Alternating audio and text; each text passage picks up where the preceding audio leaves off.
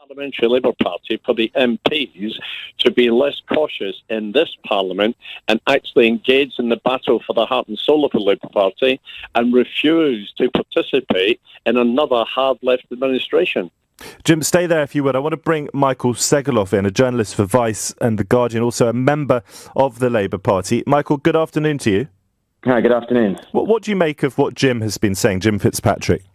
Yeah, I think it's just quite insulting, really, to the hundreds of thousands of Labour members who went out and campaigned in this election to try and elect a Labour government. I also think the sort of framing that we're hearing from people like Jim and others too about sort of what Momentum's role has been, which actually, from as a journalist who's gone out to see what Momentum do, I'm not a member of Momentum myself, it's actually really inspiring that they've kind of generated a generation of people to care about stuff in their local communities and to be involved in campaigning.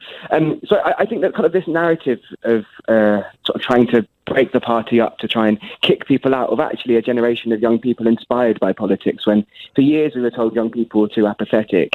I think it's just somewhat frustrating and doesn't really help when lots of people, myself included, are kind of curious to try and find a way forward that the Labour Party can make its way into government. And that's something that I think kind of binds the vast majority of Labour members.